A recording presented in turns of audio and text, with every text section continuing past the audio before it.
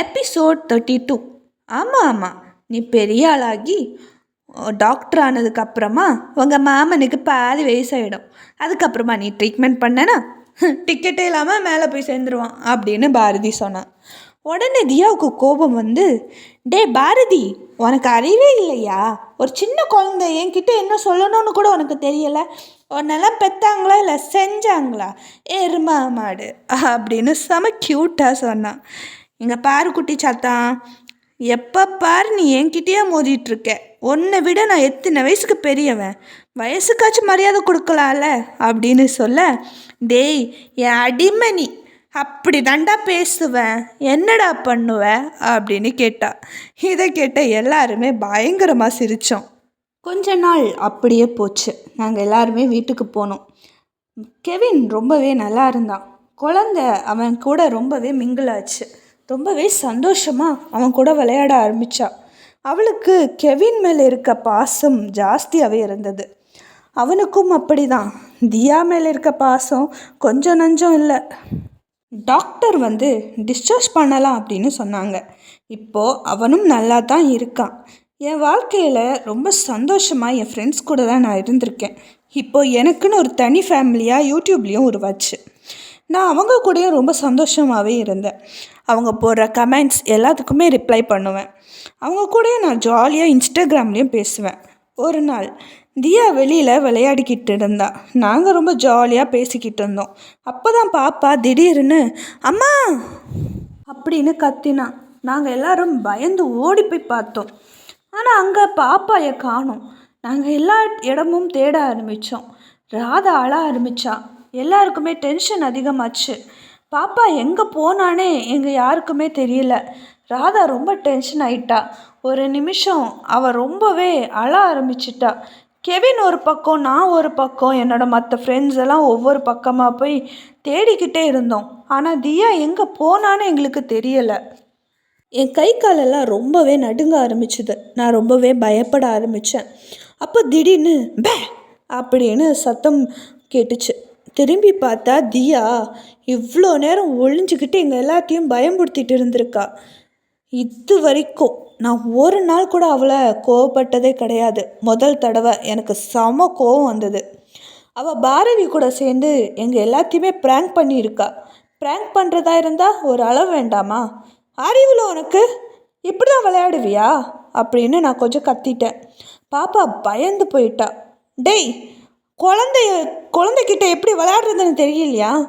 அவளை காணுன்னு நாங்கள் எல்லாம் பதறி போயிருக்கோம். ஒரு வார்த்தை சொல்ல மாட்டேன்? விளையாடுறதுக்கு அளவில்லை, எதில் விளையாடணும்னு தெரியாதடா உனக்கு அப்படின்னு நான் அவனையுமே கத்துனேன்.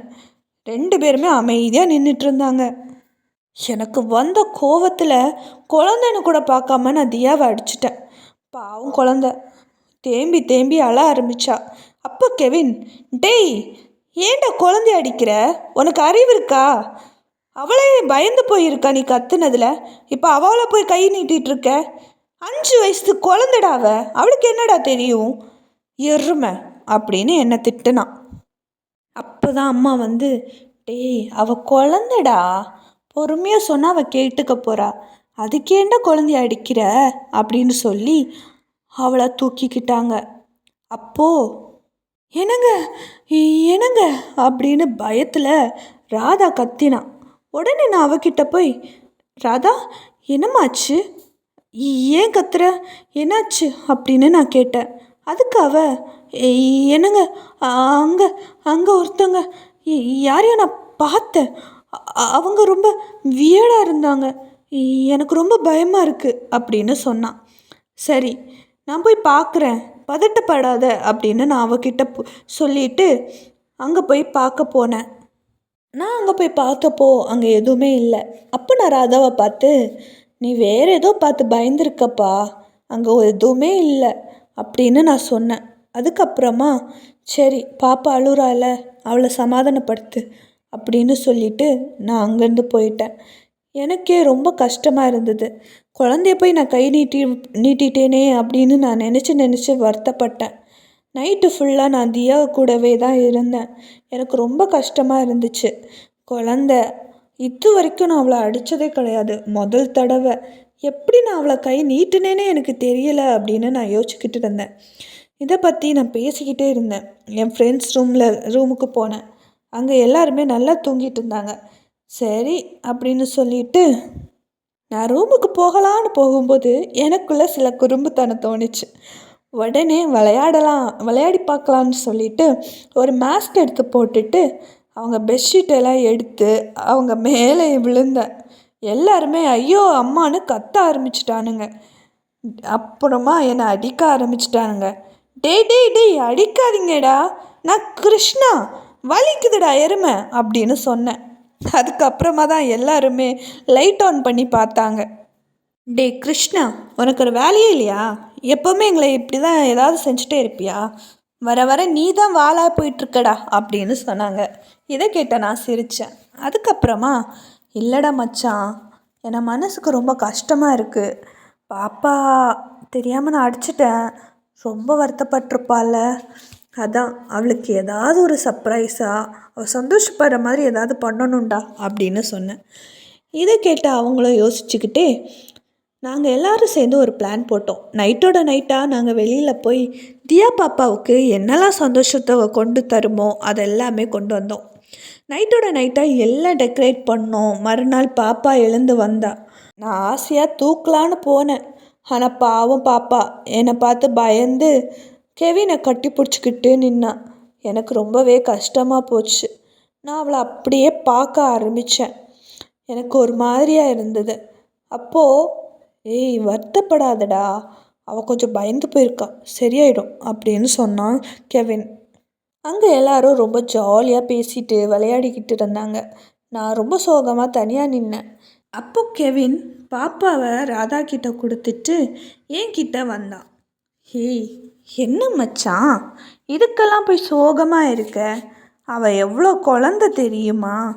குழந்தைக்கிட்ட போய் என்னடா நீ கோவத்துலேயும் பதட்டத்துலேயும் நீ அவளை அடிச்சிட்ட.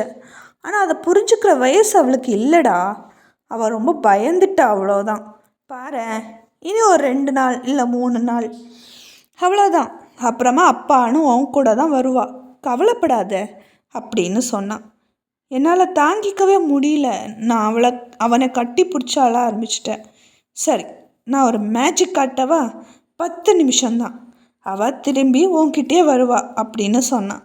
நான் அவனை பார்த்துட்டு என்ன அப்படின்னு கேட்க வெயிட் அண்ட் வாட்ச் அப்படின்னு சொல்லிட்டு அவன் போனான்.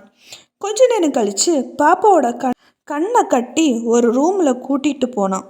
அங்கே இருக்க திங்ஸை பார்த்து செம்ம ஹாப்பி ஆகிட்டா தியா. இதெல்லாம் பார்த்துட்டு இருக்கும்போது கிருஷ்ணா, நீ தனியாக வா, எனக்கு உன்கிட்ட பேசணும் அப்படின்னு ஒரு குரல் கேட்டுச்சு.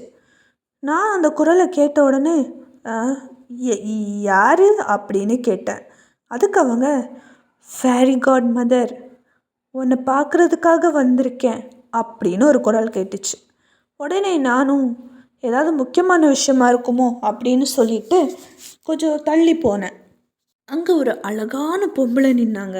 அவங்கள பார்த்து ஃபேரி காட் மதர் நீங்களா அப்படின்னு நான் கேட்டேன். ஆமாம் கிருஷ்ணா, நான் ஃபேரி காட் மதர் தான்.